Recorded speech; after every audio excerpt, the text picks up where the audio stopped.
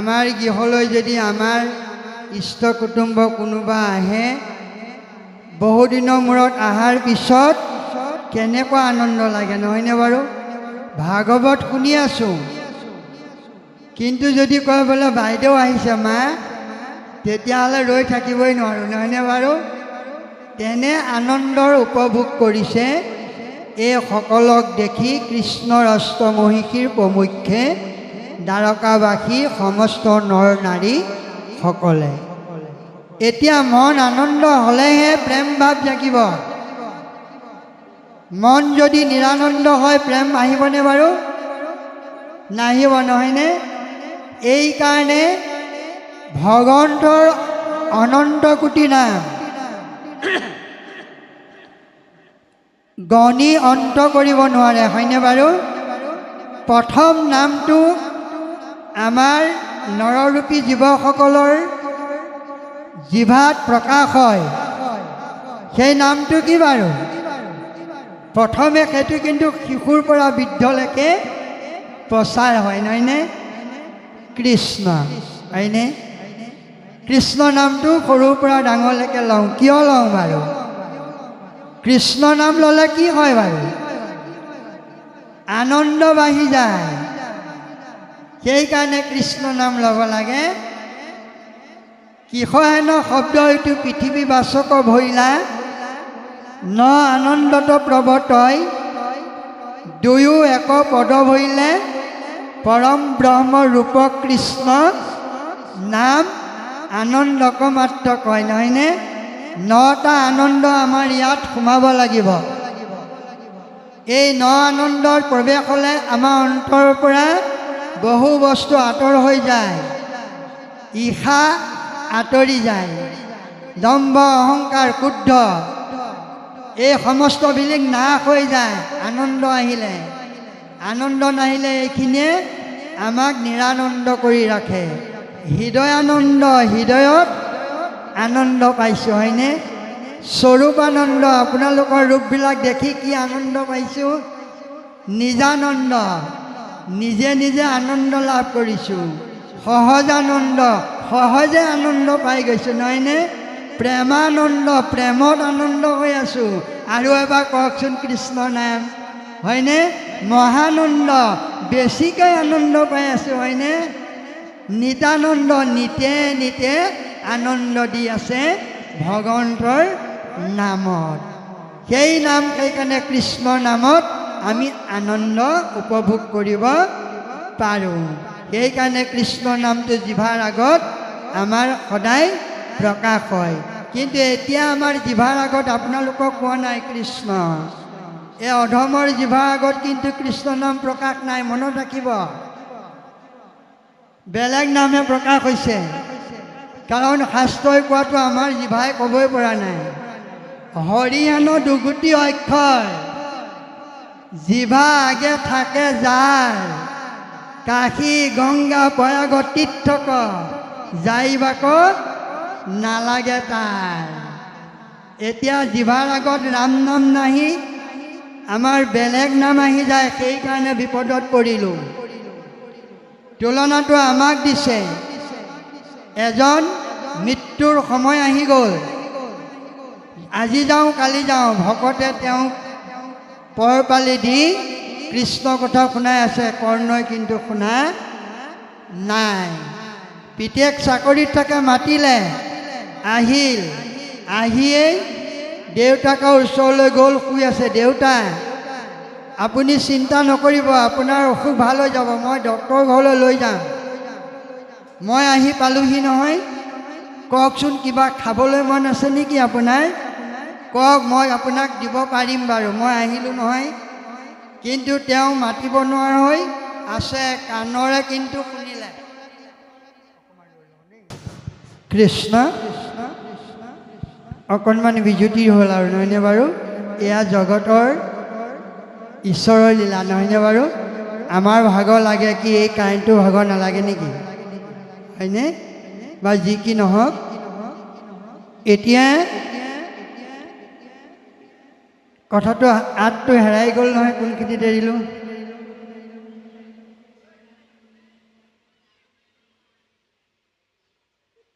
কোনখিনিত গৈছিলোঁ এৰি দিলোঁ নহয়। ন আনন্দটো গ'ল।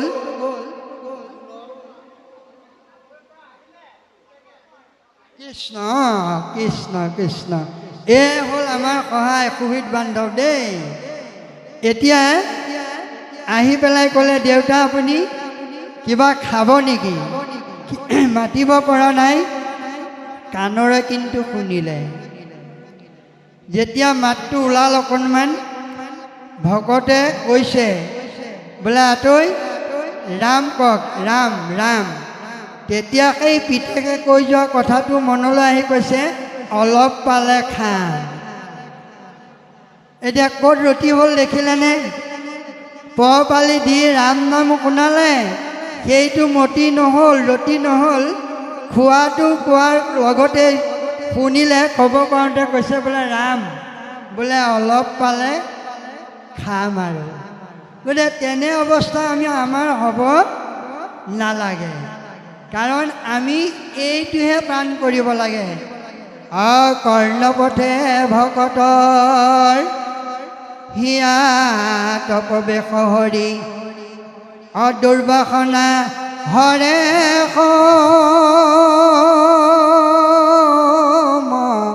সমস্তয়।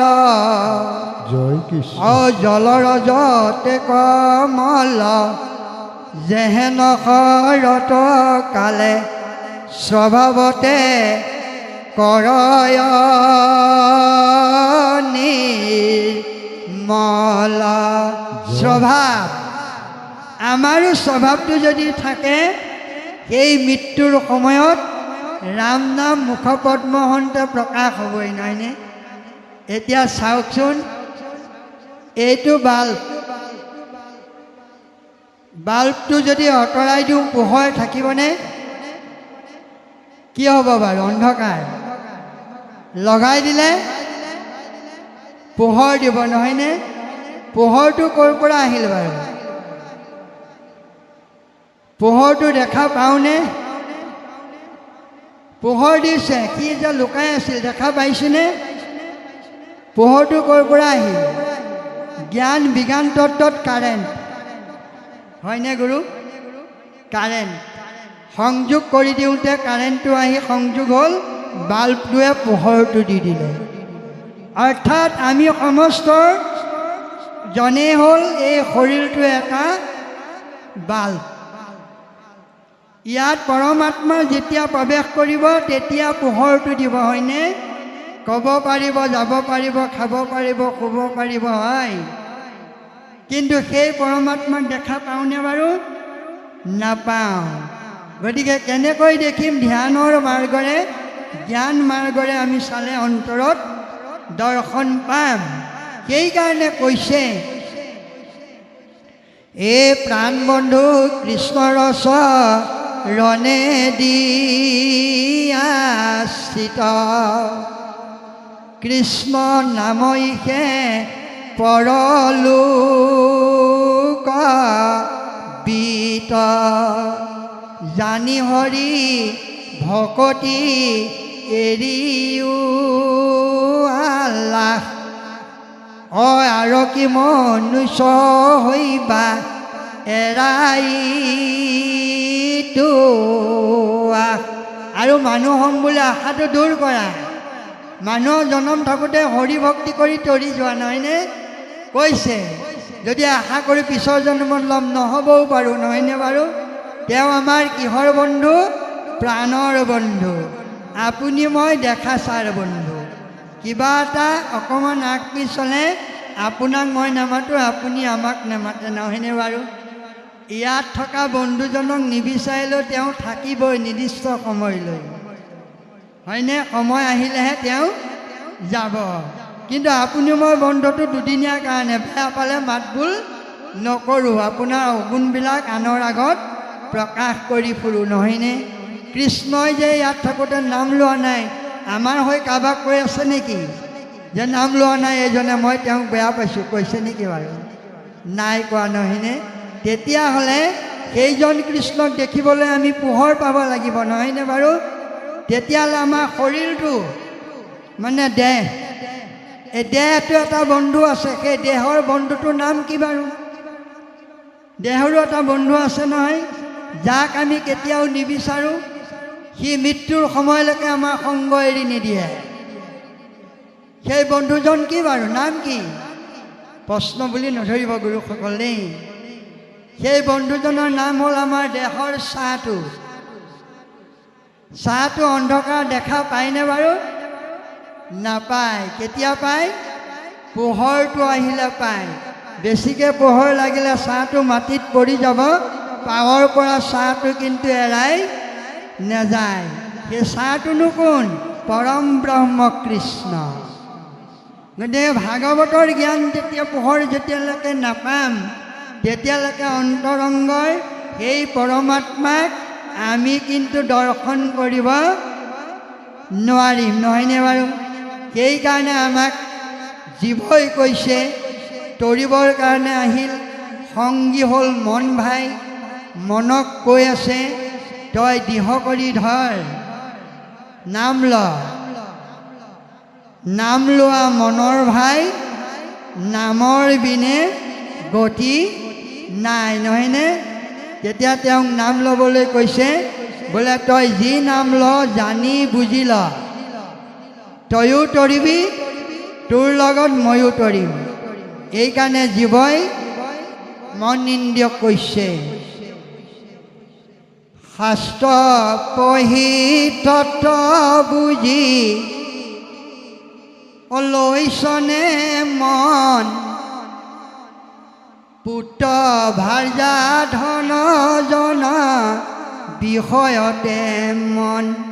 হেৰৌ মন, শাস্ত্ৰ পঢ়িছ, তত্ত্ব বুজিছনে নাই?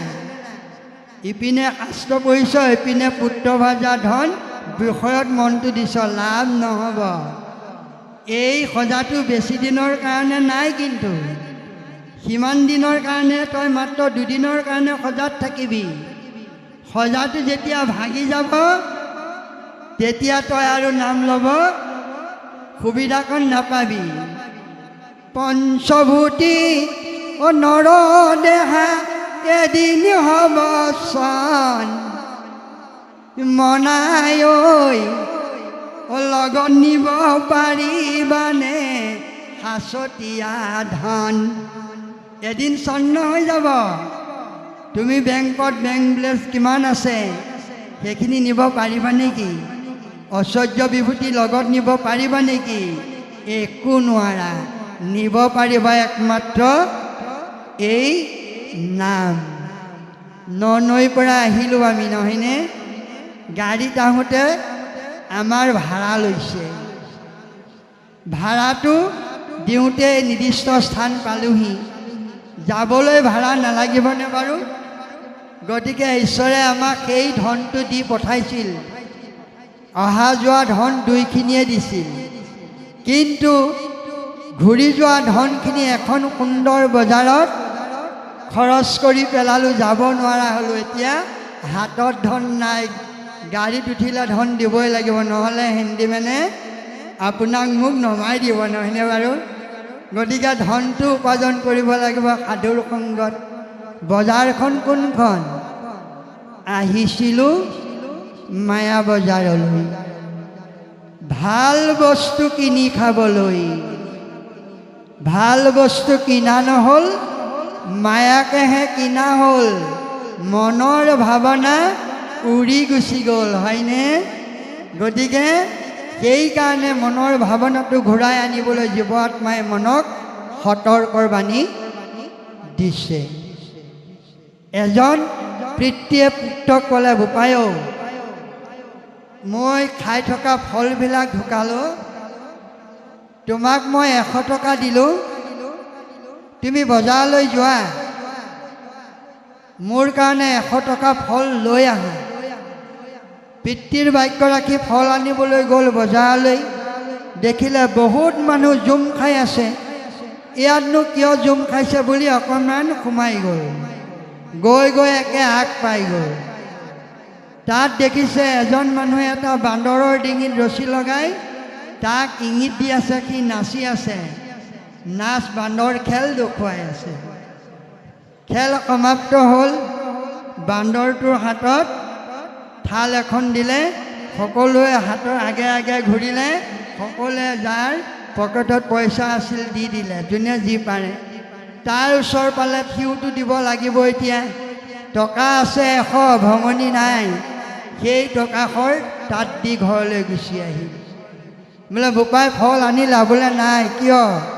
বোলে দেউতা আৰু মই এনেকৈ মানুহ গোট খাই আছিল, তালৈ সোমাই গ'লোঁ, বান্দৰ নাচ চাই আছিলোঁ। বান্দৰ নাচ চাই থাকোঁতে বান্দৰটো যেতিয়া পইচা বিচাৰিলে, সকলোৱে দিয়া দেখি ময়ো টকাশৰ দিলোঁ। বোলে ভালেই কৰিলা। এতিয়া কথাটো কি বাৰু? ঈশ্বৰে আমাক ধন দিলে আহিবলৈ যাবলৈ। অহা যোৱা ধন কেইটা বাৰু? দুটা, নহয়নে? দুটা ধনক এক কৰিব লাগিব, মানে এক নাম ল'ব লাগিব। আৰু আমি আহি বান্দৰৰ খেলত সোমালোঁ। গৃহস্থী ধৰ্মখন বান্দৰ খেলা বুলি কৈছে। সেই খেলাখনত লাগি হৰিক ভজিবলৈ পাহৰি গ'লোঁ। বুজি পাইছেনে? বোলে বা বাটৈ তেখেতসকলে মাতিছিল, মই যাব নোৱাৰোঁ দিয়ক, এওঁ অকণমান অসুবিধা পাইছে, মই ঘৰতে থাকোঁ, বেয়া পাবলৈ নিদিব, কওঁনে নকওঁ বাৰু? সেইখন ত্যাগ কৰি নামলৈ আহিব লাগিছিল, ভকতৰ সংগলৈ আহিব লাগিছিল। কিন্তু বান্দৰ খেলত লাগি ভকতৰ সংগটো এৰি দিয়া নাইনে বাৰু? এই কথাটো কৈছে। কিন্তু গাওঁতে গাওঁ, কওঁতে কওঁ, পালন কিন্তু নকৰোঁ। ইমান ধুনীয়া এটা বাক্য কওঁ আমি, কৃপাৰ সাগৰ দৈৱকী নন্দন পুৰিও মনৰ কাম, অভকতৰ সংগ সদানো গুচুক, মুখেতো আগুণ নাম। গালোঁ ভকতৰ সংগ যাতে নুগুচক, সদায় মুখত নাম গাবলৈ পাম।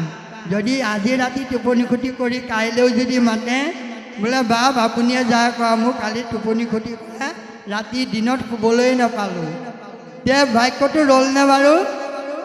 দেখিলে, কওঁতে এটা কওঁ, কৰোঁতে এটা কৰোঁ। যিটো বাক্য দিওঁ, বাক্যটো পূৰ্ণাংগ হ'ব লাগিব আমাৰ। হৰিচন্দ্ৰই দিছিল সেই বাক্য। বুজি পাইছেনে? কায় বাক মন চিত, কায় তিনিটা দান টান ৰক্ষণ, বাক্য তিনিটা শব্দ ব্যৱহাৰ কৰক। যিটো বাক্য কওক শাস্ত্ৰৰ সন্মত। বুজি পাইছেনে? সেই বাক্যটো সকলোৱে অন্তৰ জয় কৰিব লাগিব। সত্য, প্ৰিয়, হিতকৰ, চিৰন্তন সত্য হ'ব লাগিব, সকলোৱে আনন্দ পাব লাগিব।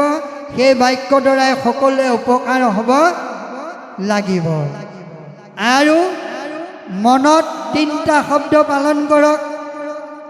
চাৰিমুঠি জীৱক ক্ষমা কৰক, চাৰিমুঠি জীৱক দয়া কৰক, চাৰিমুঠি জীৱক শ্ৰদ্ধা কৰক। কৰিব পাৰিছেনে বাৰু?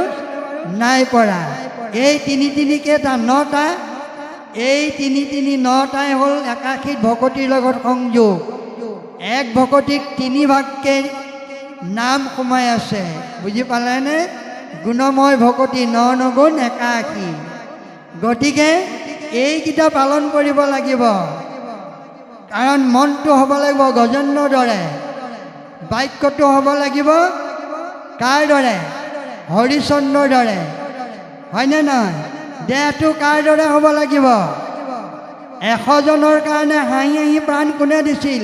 দধিচি মুনি, হয়নে? আমি আপোনালোকৰ কাৰণে মোৰ দেহটো দান দিব পাৰিম জানো?